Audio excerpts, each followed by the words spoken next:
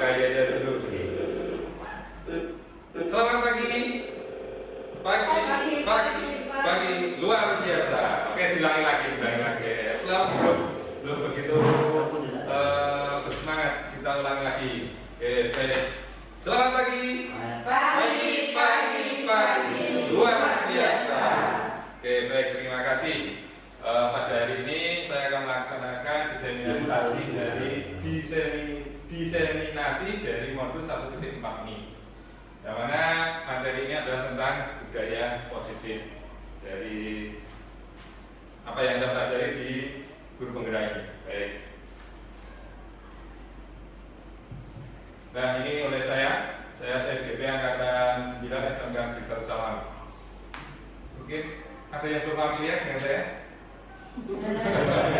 Nah, kita interaktif ya Bapak Ibu ya. Ini membawa apa yang di tangan tadi? Oh, ini membawa semacam apa itu namanya? Adonan. Ya, betul, adonan, Pak. Adonan ya. Oke, membuat mie ini ya. Oke. Capaian modul yang akan kita pelajari hari ini yaitu pertama adalah peserta mampu memahami konsep pendidikan menurut Ki Hajar Dewantara dihubungkan dengan konsep budaya dan lingkungan positif disiplin yang berpihak pada murid.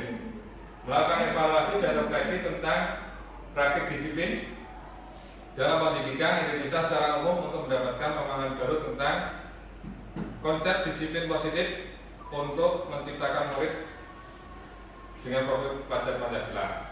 Selanjutnya, memahami peran sebagai guru untuk membangun budaya positif dengan menerapkan konsep disiplin positif dalam berinteraksi dengan murid. Baik. Selanjutnya di sini akan saya sampaikan capaian khusus modul. Yang pertama, peserta mampu menjelaskan konsep budaya positif yang berdasarkan pada konsep perubahan paradigma, stimulus, respon, teori kontrol, serta nilai-nilai kebajikan universal yang dijabarkan penerapan pada modul ini. Baik. Selanjutnya, menjelaskan konsep makna disiplin, keyakinan kelas, hukuman dan penghargaan, 5 kebutuhan dasar manusia, restitusi dengan 5 posisi kontrol guru, ya, serta segitiga restitusi dan menerapkannya dalam ekosistem sekolah yang aman dan berpihak pada murid. Yang ketiga, menyusun strategi aksi nyata yang efektif dengan mewujudkan kolaborasi beserta seluruh pemangku kepentingan sekolah agar tercipta budaya positif yang dapat mengembangkan karakter murid. Selanjutnya, menganalisis secara efektif dan kritis menerapkan budaya positif di sekolah dan mengembangkannya sesuai dengan kebutuhan sosial dan murid. Oke, baik. Tujuan pembelajarannya yang pertama adalah skill pertama, peserta dapat memahami materi-materi dalam modul budaya positif. Yang skill yang kedua, peserta dapat menerapkan materi budaya positif dalam tugasnya sebagai pendidik di sekolah. Ya. Jadi sebelum saya sampaikan untuk materi kita aksi nyata ini, saya akan menyampaikan koneksi antar materi dari modul 1.1 sampai 1.4. Yang mana modul 1.1 itu adalah konsep pemikiran Ki Hajar Dewantara. Yang kedua, peran dan nilai guru penggerak. Yang ketiga, modul 1.3, visi guru penggerak. Dan yang terakhir di modul 1.4 adalah budaya positif dan segitiga restitusi. Mungkin ya ini ya. Yang pertama mungkin dari yang bukan dari khusus guruan, mungkin belum begitu paham ya tentang Ki Hajar Dewantara. Ini saya akan menjelaskan sedikit tentang Ki Hajar Dewantara. Nah, tujuan pembelajaran Ki Hajar Dewantara. Ya. Tujuan pendidikan yaitu menuntun segala kodrat yang ada pada anak-anak agar mereka dapat mencapai keselamatan dan kebahagiaan setinggi-tingginya. Ki Hajar Dewantara mengibaratkan peran pendidik seperti seorang petani. Ya. Jadi tujuan pendidikan itu menuntun. Kita itu hanya sekedar untuk menuntun saja. Ya. Untuk hasil dan lain sebagainya kita serahkan pada anak tersebut. Ya. Ki Hajar Dewantara juga mengibaratkan petani seperti guru itu seperti petani. Ya. Petani tidak bisa menumbuhkan padi, ini tidak bisa. Tapi yang bisa dilakukan oleh petani adalah merawat dan memberi pupuk dan menyiang. Kalau misalkan ada tumbuhan-tumbuhan pengganggu untuk mengganggu tumbuh kembang padi itu, nah itu yang bisa dilakukan oleh petani. Untuk menumbuhkan petani yang harus subur dan memang tidak bisa petani. Ya, seperti itu, seperti kita untuk menyampaikan kepada anak itu tidak bisa sesuai dengan keinginan kita. Kamu harus pinter, kamu harus juara kelas, tidak bisa Bapak Ibu. Itu semua kita memberikan ilmu, kita memberikan apa yang namanya kepada anak, pasar ilmu. Anak itu hanya menerima, ya. Untuk hasil kita tidak bisa menentukan, yang bisa menentukan adalah anaknya sendiri. Ya, seperti ini. Bulir jagung yang ditanam, bila jagung ditempatkan di tanah yang subur dengan sinar matahari dan pengairan yang baik, maka meskipun biji jagung ada bibit yang kurang baik atau berkualitas dapat ditumbuh dengan baik karena perhatian dan perawatan dari petani. Nah, itu. Nah, di sini walaupun benihnya pun tidak baik, tapi kalau lahan atau suasana di sekolah itu baik, ya, insya Allah biji yang tumbuh yang dirawat oleh petani bisa tumbuh subur walaupun benihnya pun tidak subur atau tidak baik, seperti itu. Peran dan nilai guru penggerak. Nah, yang pertama berpihak pada murid, kemudian mandiri, reflektif, kolaboratif, dan inovatif. Berpihak pada murid itu artinya kita tuh ya seperti KHD tadi, kita hanya menuntun anak itu belajarnya pengennya seperti apa sih? Nah, kita serahkan pada anak. Jadi kita tidak bisa, ayo anak-anak kita belajar ini, tidak bisa sekarang ya. Kalau dulu mungkin zamannya saya kecil dulu, harus belajar ini, harus belajar ini ya. Tapi sekarang kita sudah mulai berubah ya, tidak lagi sama seperti dulu. Mungkin kalau dulu model pembelajarannya adalah model pembelajaran ceramah ya, guru di depan, murid bisa memperhatikan hanya itu saja. Tapi dengan berjalannya waktu kita diminta untuk siswa yang aktif. Ya, di sini kenapa berpihak pada murid itu sangat penting. Ya. Kita memberi pancingan, kemudian dari anak-anak yang aktif sendiri, itu maksud dari berpihak pada murid ini. Kemudian selanjutnya menjadi pemimpin pembelajaran atau menjadi pemimpin pembelajaran, menjadi coach bagi guru yang lain, mendorong kolaborasi. Nah, selanjutnya mewujudkan kepemimpinan murid atau spirit agensi, menggerakkan komunitas praktisi. Nah, ini adalah beberapa peran dan nilai guru penggerak. Ya. Mungkin ada yang boleh disampaikan atau ditanyakan dulu sebelum kita lanjutkan materinya.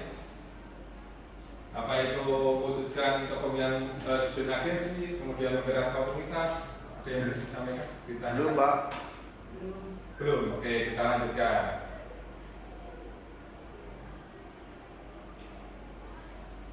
Oke, visi guru penggerak. Nah, di sini visi saya dalam menyampaikan materi ke anak yaitu mewujudkan siswa yang unggul, berkarakter dan berjiwa entrepreneur. Ya, karena saya sebagai guru kewirausahaan, saya ingin mengajak anak itu untuk memiliki jiwa entrepreneur. Oke. Oke, Pak. Untuk berani. Oke, Pak.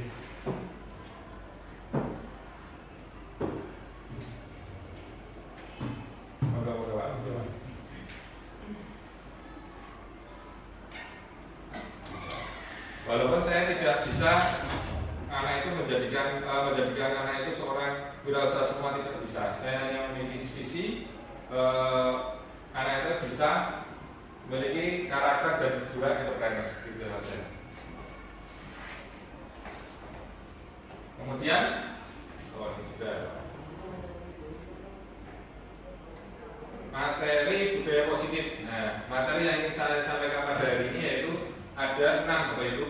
Yang pertama, disiplin positif dan nilai bajingan universal, kemudian teori motivasi dan hukuman dan penghargaan restitusi, kemudian keyakinan kelas, kemudian kebutuhan dasar manusia dan dunia berkualitas, 5 posisi kontrol guru, kemudian yang selanjutnya yang terakhir adalah segitiga restitusi. Oke, baik. Yang pertama, disiplin positif dan nilai-nilai kebajikan universal. Perubahan paradigma teori kontrol atau teori pilihan dari Dr. William Glasser, yaitu ilusi guru mengontrol murid, ya. Ilusi bahwa kritik dan membuat orang merasa bersalah dapat menguatkan karakter. Kemudian yang selanjutnya, ilusi bahwa semua penguatan positif efektif dan bermanfaat. Kemudian ilusi bahwa orang dewasa memiliki hak untuk memaksa. Ya, di sini akan saya praktekkan sedikit, ya, sebagai guru. Ilusi guru mengontrol murid. Saya pengen salah satu mungkin dari Pak Hilmi. Saya ini akan menggenggam tangan saya. Apa yang saya bawa ini sangat dibutuhkan sekali oleh Pak Hilmi, ya toh? Apa yang saya genggam ini sudah sangat paling dibutuhkan oleh Pak Hilmi. Silakan Pak Hilmi merayu saya atau terserah Pak Hilmi yang lakukan, merayu saya agar untuk memberikan isi dari tangan ini pada Pak Hilmi. Silakan Pak Hilmi. Pakai kata-kata bisa? Boleh, silakan pakai kata-kata. Pak Teddy, Ya. boleh itu tolong dibuka, nanti Pak Teddy ajak main mana gitu atau makan. Maaf Pak Hilmi, kira-kira masih belum menyentuh hati saya gitu. Mungkin bisa dicoba lagi Pak Hilmi. Apa ya? Berakhir makan gitu ya. Gak apa-apa Hilmi, silakan. Pokoknya kayak jenengan merasa sangat putus sekali gitu, misalkan Bapak silakan dirayu saya Pak Hilmi. Pak Teddy, buat saya itu tak minta yang di dalam tangannya.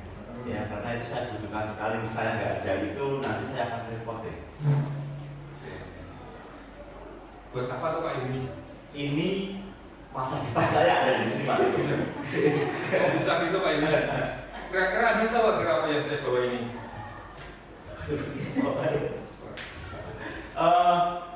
Itu aku Pak Teddy, data saya itu ada di situ semua Pak Teddy.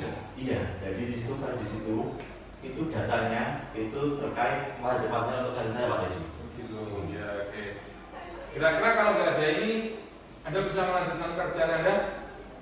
Saya rasa tidak Pak Teddy, karena itu yang memang ada di situ ya saya butuhkan di situ. Oh iya. Semuanya ada di situ.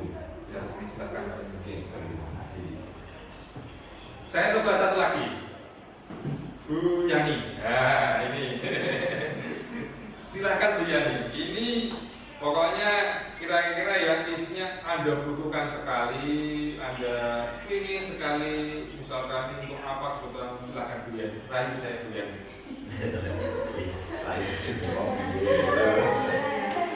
Silakan Bu Yani. Maaf. Pak Teddy, Iya. kami kita dari Jawa. Kita orang Jawa itu berkata kita harus bersalaman terlebih dahulu. Oh iya.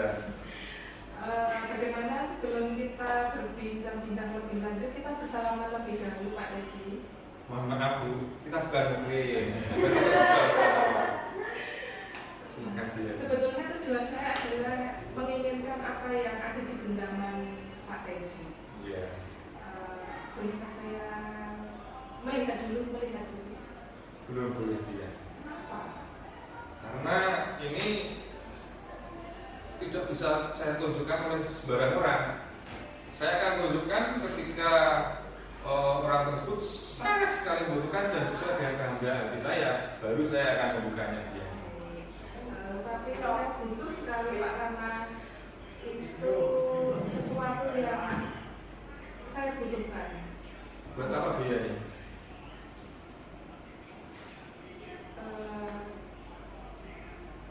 Itu saya manfaatkan untuk kehidupan saya. Iya? Iya, betul. Buat apa itu dia? Kayaknya terlalu berat sekali ya dia. Itu adalah salah satu puisi, salah satu kartu as saya yang sampai dipegang, kalau itu sampai diberikan ke orang lain, sesuatu hal itu akan menjadi buruk. Ya, oke. Kalau begitu, kalau kiranya Bu Yani sangat perlu dan membutuhkan sekali, akan saya bukakan tangan saya buat itu yang istimewa spesial buat Bu Terima Yani. kasih sekali Bu Yani.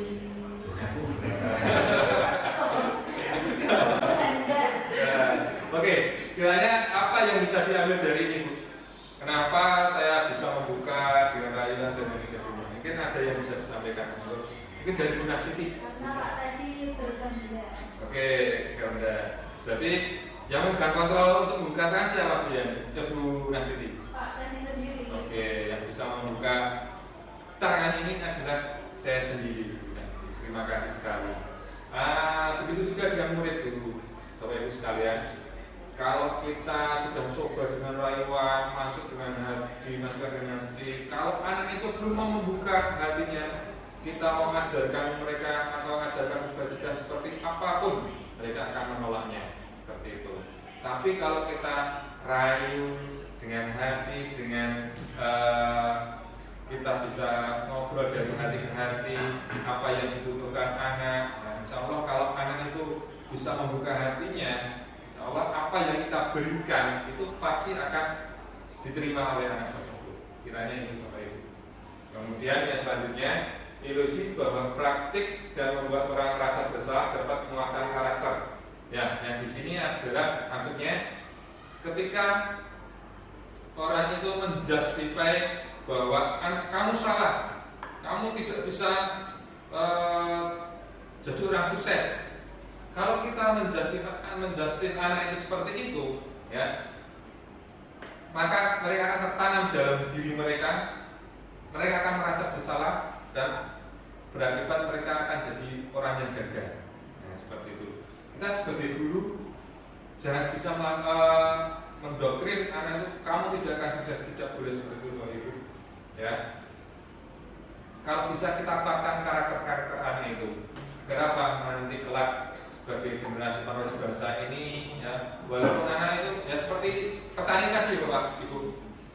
Walaupun benih jagungnya tapi benihnya tidak bagus, kecil, buntet, ya toh, terus tidak bagus-bagus oleh rano piye-piye. Tapi kalau ditanam di tanah yang gembur, yang subur, insya Allah akan selalu menjadi jagung yang bagus, yang menghasilkan bulir-bulir jagung yang banyak dan lain sebagainya. Nah, seperti itu Bapak Ibu. Bagaimana kita harus menguatkan karakter anak yang nanti kelaknya bisa menjadi orang yang sukses dan lain sebagainya. Kita tidak tahu ke depan mereka seperti apa, seperti itu. Nah, selanjutnya ilusi bahwa semua penguatan positif efektif dan bermanfaat. Ya, pasti ini sama ya dengan yang kedua tadi. Jangan sampai kita membuat orang merasa bersalah, tapi memberikan positif, nilai-nilai positif agar anak itu bisa tergerak dan kemudian menjadi anak yang sukses ke depannya seperti itu. Kemudian selanjutnya ilusi bahwa orang dewasa memiliki hak untuk memaksa. Nah, di sini ada hal yang menarik di sini Bapak Ibu. Kita tidak bisa memaksa. Biasanya kan kalau misalnya anak orang yang senior itu biasanya kamu harus jadi ini, kamu harus jadi ini. Nah, itu tidak bisa kalau di sini ya teori ilusi bahwa orang dewasa memiliki hak untuk memaksa. Kamu jadi besok kamu jadi TNI, kamu jadi guru saja, tidak bisa. Nah, kita sebagai orang dewasa tidak memiliki hak untuk memaksa mereka. Biarkanlah mereka tumbuh sesuai dengan kodratnya, ya, sesuai zamannya. Mungkin kita kepada anak-anak kita seperti itu. Kamu besok harus jadi ini, ya, pada anak-anak kita ya. Cita-cita kamu setinggi langit harus kamu gapaikan, itu boleh, baik. Tapi realita banyak ya orang tuanya seorang sukses, contohnya seperti pemain Rainbow itu siapa? Pemain Rainbow di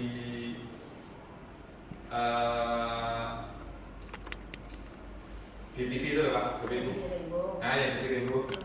Nah, Sylvester Stallone, ya, dia kan seorang bintang, ya toh? Dia seorang bintang yang bagus, karirnya cemerlang, tapi anaknya malah bunuh diri. Karena apa? Bapaknya terlalu memaksa pada anak untuk jadi yang lebih superstar dari bapaknya, seperti itu. Jadi tekanan batin dan lain sebagainya. Nah, oleh sebab itu kita orang dewasa tidak bisa memiliki hak untuk memaksa, ya, seperti itu. Nah, ya. Stephen R. Covey, ya, Principle Centered Leadership tahun 91. Bila ingin membuat kemajuan perlahan, sedikit-sedikit ubahlah sikap atau perilaku Anda. Namun bila kita ingin memperbaiki cara-cara utama kita, maka kita perlu mengubah kerangka acuan kita. Ubahlah bagaimana Anda melihat dunia, bagaimana Anda berpikir tentang manusia, ubahlah paradigma Anda, skema pemahaman dan penjelasan aspek-aspek tertentu tentang realitas. Nah, di sini kalau kita mau mengubah lingkungan kita, misalkan ya, Bapak Ibu ada di lingkungan suatu ekosistem maksudnya, ya di lingkungan ya, untuk merubah mereka, kita tidak bisa langsung, ayo kita berubah, tidak bisa. Tetapi kalau ada Bapak Ibu mau mengubahnya pelan-pelan, itu dimulai dari diri Anda sendiri, Bapak Ibu sendiri. Misalkan kita biasanya sering masuk terlambat dan lain sebagainya, nah kita akan ubah orang-orang di lingkungan kita, ya, untuk datang lebih pagi, maka kita yang berusaha lebih dahulu untuk datang lebih pagi, menyapa mereka. Nah, insya Allah dengan seperti itu mereka akan berubah secara sendirinya. Namun bila kita ingin memperbaiki cara lama kita, maka kita perlu mengubah kerangka acuan kita. Maksudnya di sini adalah kita harus mengubah tahapan-tahapan kita biar semuanya dapat berjalan dengan baik dan lebih lancar. Yang pertama di sini adalah stimulus respon. Ya. Kita mencoba mengubah orang agar berpendapat sama dengan kita. Kemudian dari kontrol adalah kita berusaha memahami pandangan orang yang lain tentang dunia kita. Itu pilihan dari kontrolnya. Kemudian selanjutnya perilaku buruk dapat dilihat sebagai suatu kesalahan. Yang di sini dari kontrolnya, semua perilaku memiliki tujuan. Ya. Kemudian yang selanjutnya, orang lain bisa mengontrol saya. Teori kontrolnya, hanya Anda yang bisa mengontrol diri Anda. Kemudian saya bisa mengontrol orang lain, Anda tidak bisa mengontrol orang lain. Ya. Kemudian paksaan pada saat rujukan gagal, kolaborasi dan konsensus menciptakan pilihan-pilihan baru. Kemudian yang selanjutnya, model berpikir menang atau kalah. Itu adalah model berpikir menang-menang. Nah, seperti ini Bapak Ibu. Misalkan kalau kita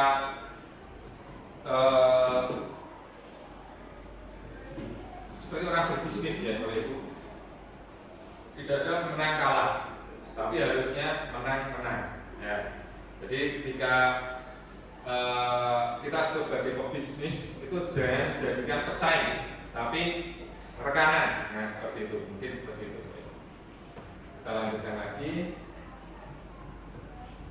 Apakah makna disiplin? Berasal dari bahasa Latin disiplina, yang artinya belajar.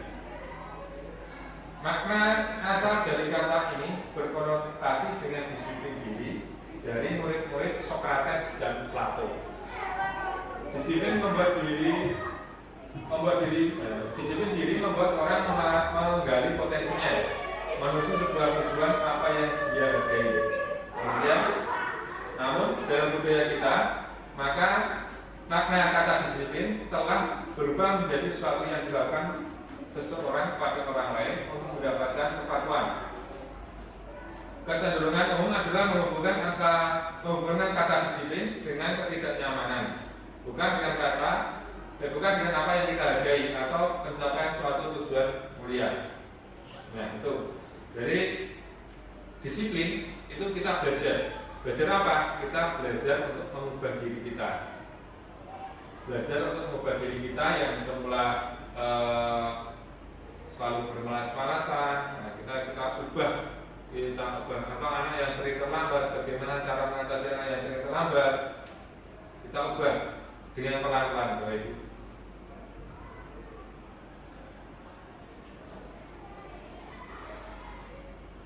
Nilai-nilai kebajikan universal. Nah, di sini adalah nilai-nilai kebajikan dan sifat positif manusia yang merupakan tujuan mulia yang ingin dicapai setiap individu. Nilai-nilai tersebut bersifat universal dan lintas bahasa, suku bangsa, agama maupun latar belakang. Setiap perilaku atau perbuatan memiliki suatu tujuan. Yang dasar pada dari pokok tadi dengan mengaitkan nilai-nilai kebajikan yang diyakini seseorang pada motivasi intrinsiknya yang akan terbangun sehingga menggerakkan motivasi dalam bentuk dan dapat mencapai tujuan mulia yang diinginkan.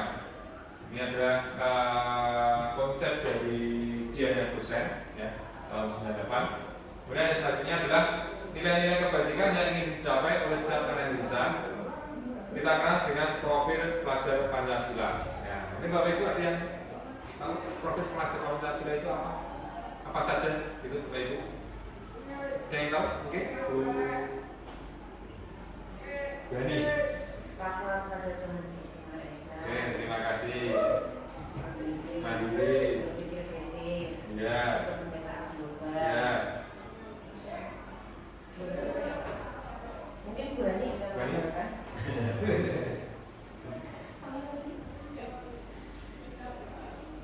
Berkenaan global, mandiri sudah ya. Sudah, berpikir kritis Berpikir sudah. kritis, Kreatif. gotong royong. Oh. Ya, kreatif. Terima kasih Bu Gani.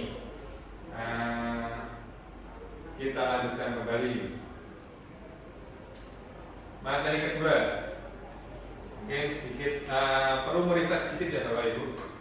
Kayaknya kita terlalu mendengar melihatkan ini jadi akan bosan ya Bapak Ibu ya.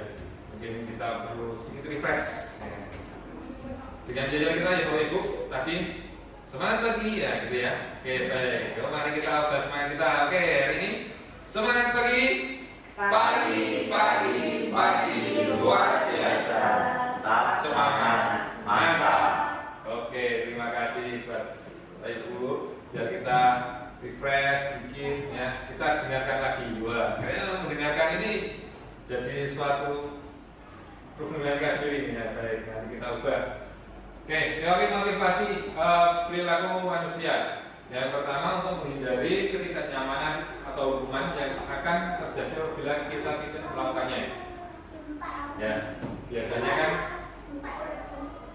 kita misalkan ya, kenapa kamu terlambat? Nanti kalau saya terlambat nanti di mana Bapak Ibu guru?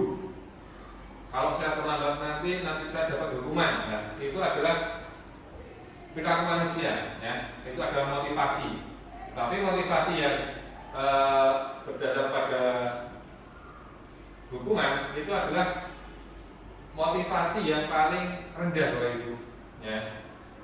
Untuk menghindari ketidaknyamanan itu adalah motivasi paling rendah, ya. Selanjutnya untuk mendapatkan imbalan dari orang lain atau institusi apa yang akan saya dapatkan apabila saya melakukannya. Nah, di sini misalkan Bapak Ibu menanya, siapa yang bisa menjawab ini? Silakan angkat tangan. Yang bisa angkat tangan akan saya berikan hadiah. Nah, itu motivasi ekstra juga, tetapi levelnya lebih. Baik, kita lanjutkan kembali ya di materi kedua ini. Oke, sebentar.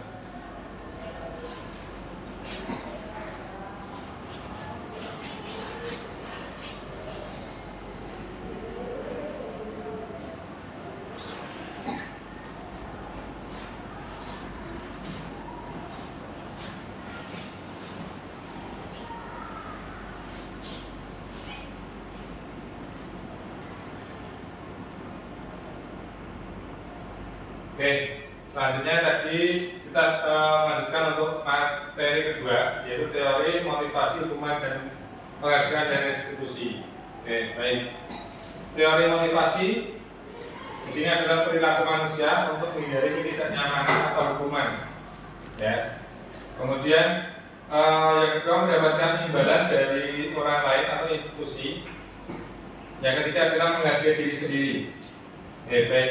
Yang pertama adalah menghindari ketidaknyamanan atau hukuman. Ini adalah kesadaran manusia atau motivasi eksternal yang levelnya paling bawah, ya, maksudnya seperti itu. Levelnya paling bawah di sini mau melakukan sesuatu tapi ada hukumannya, nah, itu berarti kan levelnya sangat rendah sekali. Berbeda dengan yang kedua ini, mendapatkan imbalan. Kita mau anak itu mau melakukan hal tersebut, tetapi harus ada imbalannya.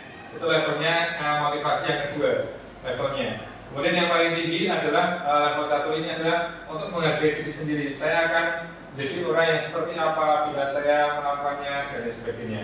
Itu adalah level yang paling tinggi atau tujuan dari disiplin positif. Di sini artinya adalah anak itu menjadi autopilot. Jadi melaksanakan peraturan atau keyakinan kelas itu dengan sendirinya tanpa harus diminta oleh orang lain, seperti itu.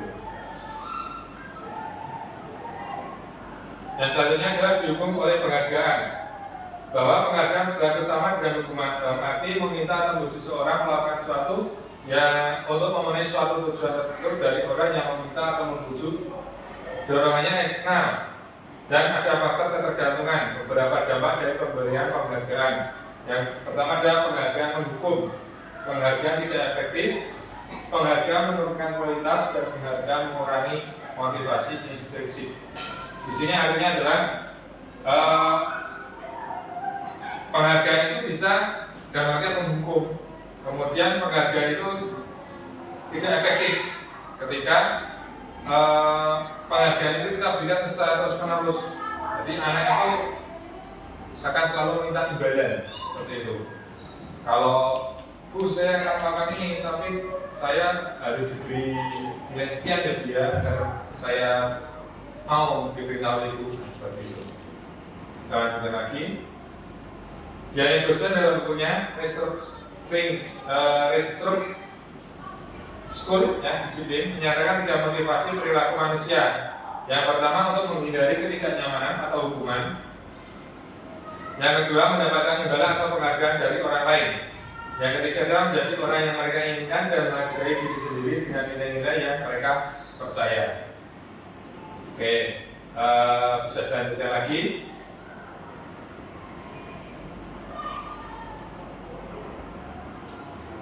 Tindakan guru. Nah, di sini akan kita jelaskan tadi.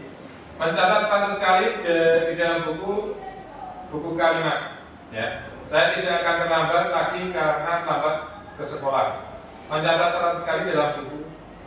Saya tidak akan terlambat lagi. Nah, di sini maksudnya adalah siswa terlambat sekolah disuruh menulis di dalam buku sebanyak 100 kali, ya, kemudian dikumpulkan seperti itu karena terlambat sekolah. Hal ini masuk dalam kategori apa Bapak Ibu? Hukuman atau konsekuensi? Hukuman, ya. Nah, oke. Kemudian yang selanjutnya, lari mengelilingi lapangan basket 2 kali karena terlambat hadir di sekolah. Ini masuk di hukuman. Nah, kemudian murid diminta untuk push up 15 kali karena tidak menggunakan masker di sekolah. Ini sama juga dengan hukuman. Kemudian di sini ada yang menggantikan kertas tugas teman yang telah dicoret-coret. Di sini masuk dalam konsekuensi, Bapak Ibu. Oke. Jadi nanti akan saya jelaskan, ya, apa itu hukuman, apa itu konsekuensi. Kemudian membersihkan tumpahan air di meja tulis karena bersinggah pada saat belajar. Ini masuk apa Bapak Ibu? Konsekuensi. Nah, masuk dalam konsekuensi. Oke, selanjutnya murid disuruh untuk mengenakan sepatu seharian di sekolah karena tidak mengenakan sepatu hitam. Ini apa Bapak Ibu? Hukuman, ya. Oke, baik. Selanjutnya lari mengelilingi lapangan basket 2 kali karena terlambat 10 menit untuk pelajaran PCUK. Ini apa ini Bapak Ibu? Apa ini? Konsekuensi. Kenapa seperti itu konsekuensi? Karena di sini pelajaran PCUK-nya harus dimulai dari lari terlebih dahulu. Dan kalau datang lambat, maka harus lari dulu untuk pemanasan biar otot kakinya tidak kram nanti saat olahraga. Nah, di sini akan saya jelaskan tentang hukuman konsekuensi. Nah, hukuman itu bersifat menghukum anak, ya. Sedangkan untuk konsekuensi itu ada konsekuensi yang harus dibayarkan oleh anak tersebut jika melanggar aturan.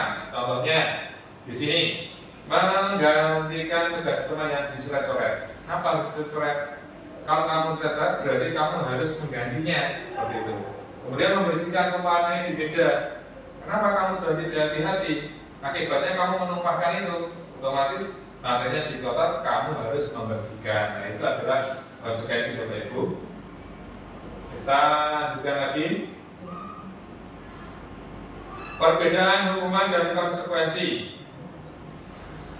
Sesuatu yang menyakitkan harus terjadi kalau hukuman. Konsekuensi adalah sesuatu yang harus terjadi. Hukuman membuat anak sakit, ya, membuat anak merasa tidak nyaman dalam waktu pendek. Itu kalau konsekuensi. Kemudian membenci kedisiplinan. Dan selanjutnya konsekuensi atau menghargai kedisiplinan. Hukuman itu bersifat paksaan, ya. Kemudian konsekuensi adalah stimulus tanggapan. Kalau hukuman itu mendorong anak menyakiti diri sendiri, seperti ini. Tapi untuk konsekuensi itu mendorong anak agar mudah menyelesaikan diri. Konsep diri yang buruk itu untuk hukuman. Untuk konsekuensi adalah konsep diri yang baik. Oke, kita lanjutkan kembali. Nah, di sini akan kita belajar kembali tentang restitusi. Apa itu restitusi? Restitusi adalah proses menciptakan kondisi bagi murid untuk memperbaiki kesalahan mereka, sehingga mereka bisa kembali pada kelompok mereka dengan karakter yang lebih kuat. Restitusi juga merupakan proses kolaboratif, ya, yang mengajarkan murid untuk mencari solusi untuk permasalahan mereka dan membantu murid berpikir tentang orang seperti apa yang mereka ingin atau tujuan kuliah dan bagaimana mereka harus memperlakukan orang lain. Itu dari pendapat dari dosen 2004, ya. Di sini restitusi itu membuat kondisi. Oke, kita lihat contoh selanjutnya. Ciri-ciri restitusi. Nah, di sini bukan untuk menebus kesalahan, ciri yang pertama, namun untuk belajar dari kesalahan. Kemudian yang kedua, memperbaiki hubungan. Ya. Yang ketiga, tawaran bukan paksaan. Yang keempat adalah restitusi menuntut untuk melihat ke dalam diri. Ya. Restitusi mencari kebutuhan dasar dan mendasari tindakan. Yang keenam adalah restitusi diri adalah cara yang paling baik. Yang ketujuh, restitusi fokus pada karakter bukan tindakan. Yang kedelapan, restitusi fokus pada solusi. Jadi restitusi itu fokus pada solusi. Yang selanjutnya restitusi mengembalikan murid yang berbuat salah pada kelompoknya. Oke, sebelum ke materi ketiga, mungkin ada yang ditanyakan tentang restitusi? Cukup ya? Oke, kita lanjutkan. Materi yang ketiga adalah keyakinan kelas. Oke, baik. Mengapa tidak peraturan saja? Mengapa harus keyakinan kelas? Ya. Mengapa kita memiliki peraturan yang harus menggunakan helm bila mengendarai kendaraan roda 2? Mengapa kita memiliki peraturan yang harus datang tepat waktu pada saat mengikuti pelatihan? Nah, di sini Bapak Ibu, dulu ketika masih muda ya, mungkin dulu mungkin ya, aku muda dulu, ini berhubung dengan si Dodi dulu ya, ya, tidak mengenakan helm, ya toh, yang depan cowoknya pakai helm, belakang nggak pakai helm karena apa? Ya kalau gadaan yang dulu ya dia aja langsung gitu. Terus dilalah di sini ketemu dengan Pak Polisi, ya toh, bagaimana rasanya Bu itu rasanya? Deg-degan Pak. Deg-degan ya toh, itu karena kita menganggap bahwa helm itu hanya untuk menaati peraturan saja. Bukan helm itu untuk keyakinan kita bahwa helm itu untuk keselamatan, ya, keselamatan kepala kita dari benturan dan sebagainya, seperti itu.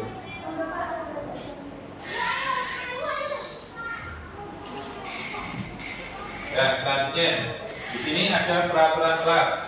Kenapa saya bikin lingkaran-lingkaran seperti ini? Karena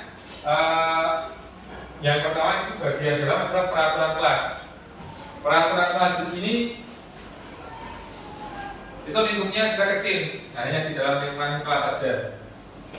Terus yang selanjutnya ada keyakinan kelas, ya, keyakinan kelas. Kemudian lingkungan positif itu lebih luas. Kemudian budaya positif itu lingkupnya lebih luas lagi. Seperti itu, Bapak Ibu. Kita lanjutkan lagi. Nah, di sini kita mengajak siswa untuk menyalurkan aspirasi tentang kelas yang diadakan. Nah, di sini kita pakai ya, semacam cari kertas ya. Bagaimana anak itu mengaspirasikan pendapat mereka di muka kelas tentang keyakinan kelas yang ingin kita jalani itu apa. Nah, misalkan di sini anak itu mengatakan jangan membuang sampah sembarangan. Nah, dia keyakinan kelas ini kita sebaiknya kita ganti, kita ubah agar kata-katanya itu tidak negatif, dilarang, jangan, tidak, itu kita ubah. Misalkan tidak membuang sampah sembarangan, kita ganti dengan jaga kebersihan. Nah, seperti itu Bapak Ibu. Agar apa?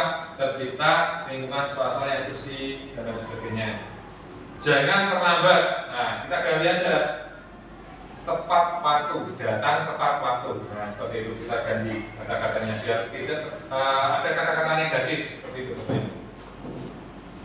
Kita lanjutkan. Nah, tadi setelah anak-anak itu diminta untuk mengumpulkan keyakinan kelas di depan, nah kita akan kumpulkan, kemudian kita simpulkan sebagai kesepakatan kelas di sini. Contohnya bisa adalah di 12-1. Yang pertama, bersikap baik dan jujur. Ya, mungkin ada anak yang menyampaikan jangan bohong, jangan ini ya. Kita berarti dengan bersikap baik dan jujur. Kemudian saling menghormati. Mungkin sering mengejek atau membuli, dan kita ganti dengan kata-kata yang positif. Saling menghormati.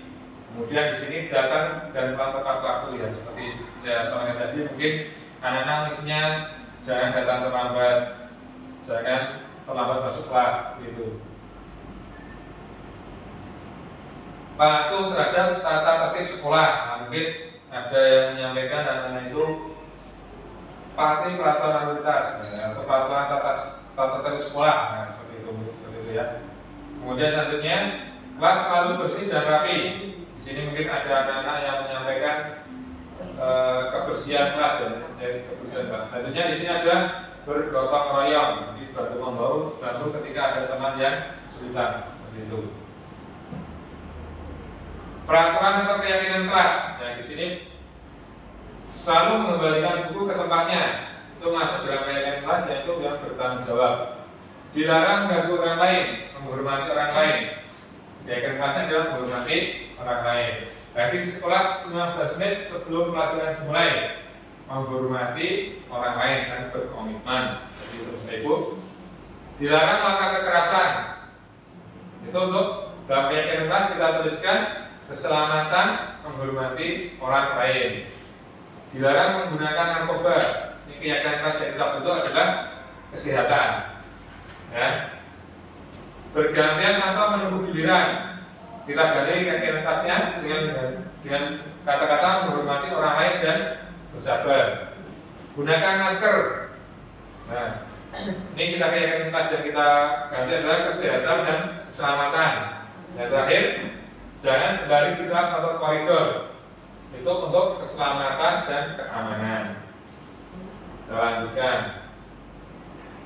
Materi keempat, kebutuhan dasar manusia. Nah, Bapak Ibu, di sini ada kebutuhan dasar manusia. Ada 5, Bapak Ibu. Jadi ini harus dipenuhi. Kalau tidak dipenuhi salah satu saja, maka orang tersebut akan berbuat atau bertindak menyimpang. Seperti itu, Bapak Ibu. Yang pertama di sini adalah kebutuhan dasar yang terima adalah bertahan hidup. Orang kalau diganggu atau ada yang mengganggu mereka, otomatis mereka menampakkan siungnya Bapak Ibu ya, atau semacam apa ya?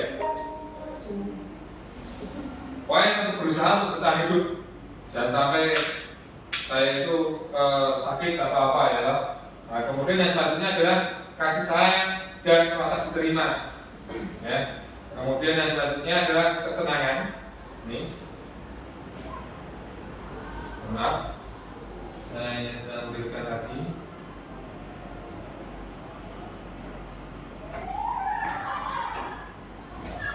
Kemudian kepenguasaan dan kebebasan. Nah, di sini akan saya jabarkan kebutuhan dasar manusia. Yang pertama, bertahan hidup itu bergerak fisiologis, biologis, dan psikologis. Ya, kasih sayang dan rasa diterima, hubungan dan koneksi sosial, tetap terhubung dengan orang lain, seperti teman, keluarga, ibu berteman, bekerja, binatang peliharaan. Kemudian selanjutnya penguasaan, dianggap berharga, membuat perbedaan, bisa membuat pencapaian kompeten diakui dan dihormati. Kebebasan, menginginkan pilihan banyak, bergerak, suka, mencoba-coba, tidak terlalu terpengaruh orang lain. Yang selanjutnya kesenangan, mencari kesenangan, bermain dan bertakwa. Oke. Selanjutnya, di sini ada contoh kasus Bapak Ibu. Bu Dani sedang menjelaskan pelajaran bahasa Inggris di papan tulis, ya. Namun beliau memperhatikan bahwa Fajar malah tidur-tiduran dan tampak acuh tak acuh pada pelajarannya. Fajar coba jawab pertanyaan nomor 3. Bu guru yang menanyakan pada Fajar. Maju depan dan kerjakan di papan tulis. Fajar pun tampak malas-malasan maju ke depan dan sesampai di depan papan tulis, Fajar hanya diam terpaku sambil memegang buku bahasa Inggrisnya dan memainkan spidol di tangannya. Ayo Fajar, jangan tidur-tiduran. Ayo Fajar, makanya jangan tidur-tiduran. Lain kali perhatikan. Sudah sana duduk kembali. Kira-kira siapa yang bisa? Nah. Fajar pun kembali duduk di bangkunya. Hal seperti ini sudah sering kali terjadi pada Fajar. Seperti tidak memperhatikan, acuh tak acuh, dan nilainya pun tidak terlalu baik untuk pelajaran bahasa Inggris.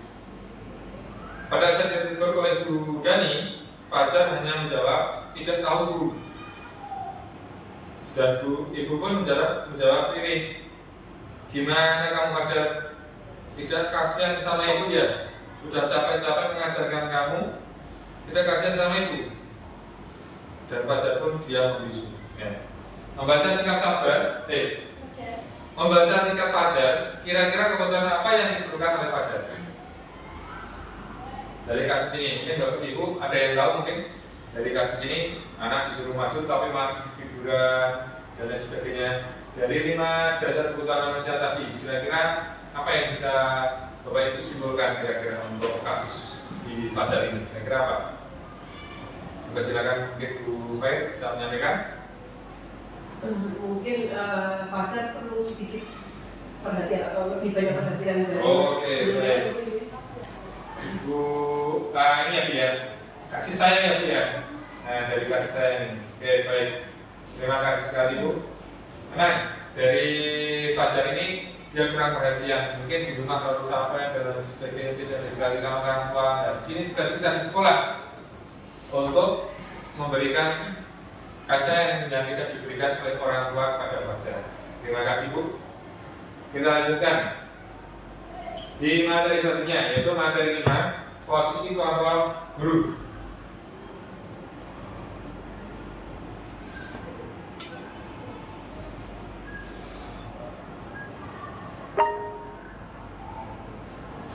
Salah macet yang ada ini Bu.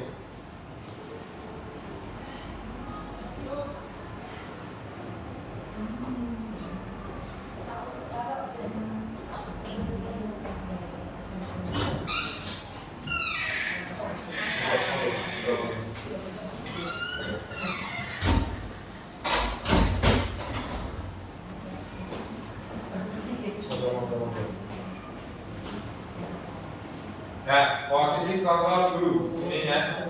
Kita ya. Apa ini terjadi?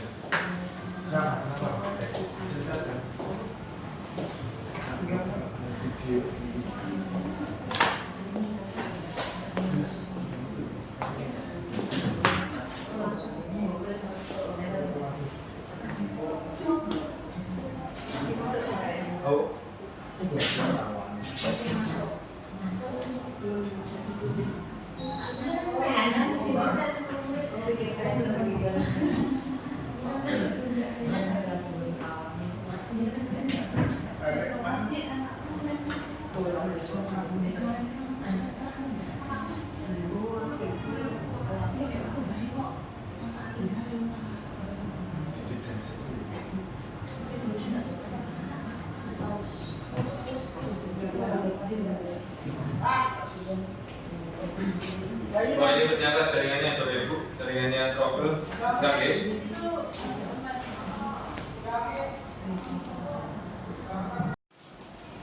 Oke, selanjutnya di sini ada 5 posisi kontrol guru. Oke.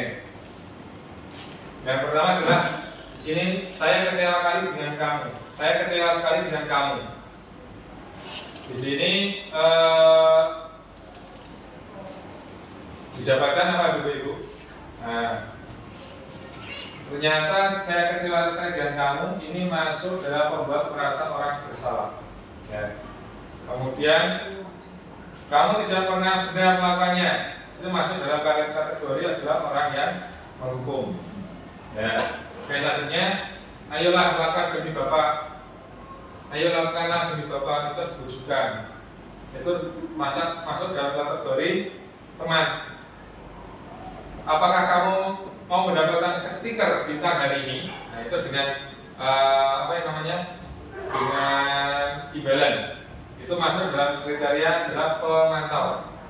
Ya. Terus yang selanjutnya, bagaimana kamu bisa menyelesaikan masalah ini? Itu dengan pancingan pertanyaan. Itu masuk dalam kategori posisi manajer. Ya. Kemudian yang selanjutnya adalah kamu selalu yang paling terakhir. Kamu selalu yang paling salah. Nah, itu adalah posisi kamu hukum. Nah, ini adalah posisi kepala guru ya, atau peran guru. Oke, kita lanjutkan lagi. Yang keenam adalah segitiga restitusi.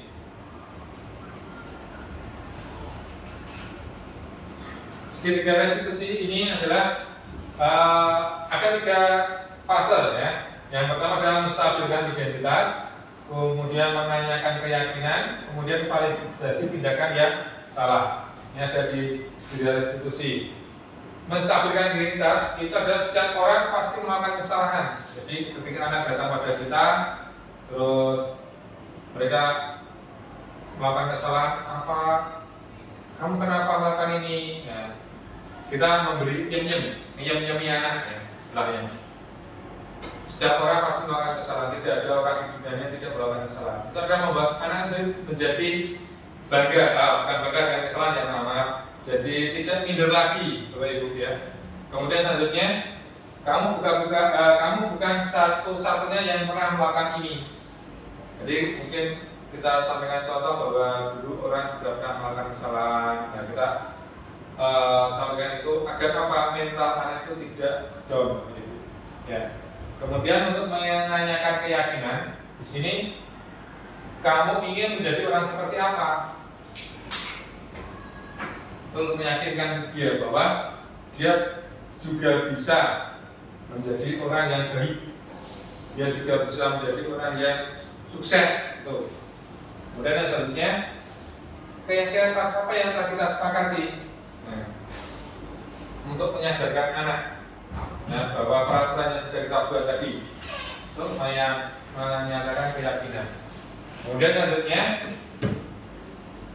kamu tentunya punya alasan mengapa melakukan itu. Itu masuk dalam validasi tindakan yang salah. Kemudian, adakah cara yang lebih efektif untuk mendapatkan apa yang kamu butuhkan? Jadi setelah kita identitas anak itu kita kuatkan, kemudian menanyakan keyakinan, kemudian yang terakhir adalah validasi tindakan yang salah. Biar anak itu tidak mengulangi kesalahan yang sama seperti itu, Bapak Ibu. Kita lanjutkan lagi. Segitiga restitusi ini bertujuan untuk mengubah identitas anak dari orang yang gagal karena melakukan kesalahan menjadi orang yang sukses. Anak yang melanggar peraturan karena mudah mencari perhatian adalah anak yang sedang mengalami kegagalan. Dia mencoba untuk memenuhi kebutuhan dasarnya, namun ada benturan. Kalau kita mengkritik dia, maka kita akan tetap membuat dalam posisi gagal. Kalau kita ingin menjadi reflektif, maka kita harus meyakinkan si anak bahwa kamu pasti bisa dan sebagainya. Untuk menstabilkan identitas itu guru berkata, berbuat salah itu hal yang manusiawi, seperti yang saya sampaikan tadi. Tidak ada manusia yang sempurna. Nah, Bapak Ibu juga buat salah. Kita pasti menyelesaikan permasalahan ini. Bapak Ibu tidak tertarik untuk mencari tahu siapa yang benar dan siapa yang salah. Bapak Ibu lebih tertarik untuk menyelesaikan masalah. Kalau kamu menyalahkan diri sendiri terus menerus, apa kamu bersikap? Kalau kamu menyalahkan dirimu sendiri terus menerus, apakah kamu bersikap baik kepada dirimu sendiri? Nah, seperti itu. Kalau anak itu menyalahkan diri terus, ya maksudnya di sini adalah kamu apakah bersikap baik untuk dirimu sendiri? Nah, tentu saja kalau menyalahkan diri sendiri terus akan mengakibatkan anak itu jadi minder. Dan selanjutnya adalah validasi kebutuhan.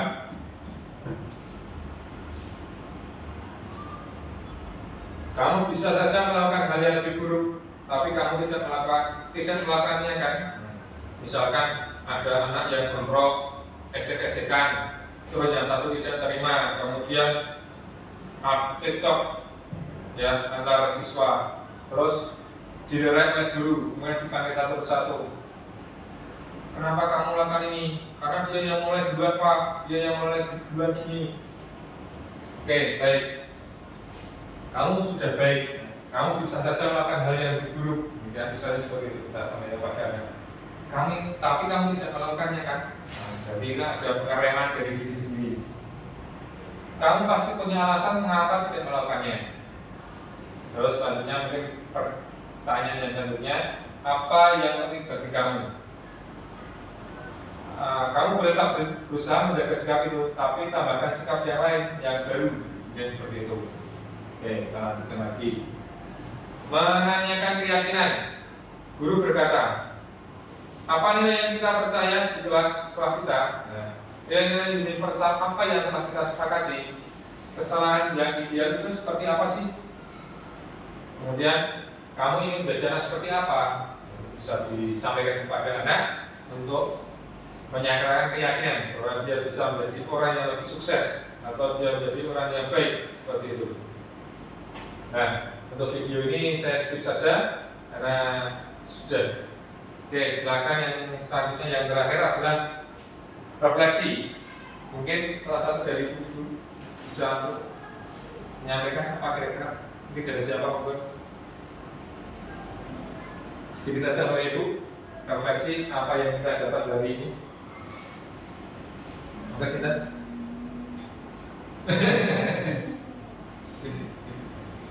Sedikit saja mungkin pendapatnya mungkin dari Ibu Nasiti mau silakan sedikit saja. Refleksi yang tadi kita belajar tadi. Ya, dari refleksi yang dari pemaparan tadi didapatkan bahwa harus ada hubungan kolaborasi yang aktif dari siswa dan gurunya. Oke, baik, terima kasih. Oke, baik. Kiranya itu saja yang bisa saya sampaikan Bapak Ibu. Next time kita harus sambung lagi untuk saling berbagi positif dengan rekan-rekan guru, kemudian semoga bisa menjadi hal yang positif buat kita semua. Amin. Terima kasih. Wassalamualaikum warahmatullahi wabarakatuh.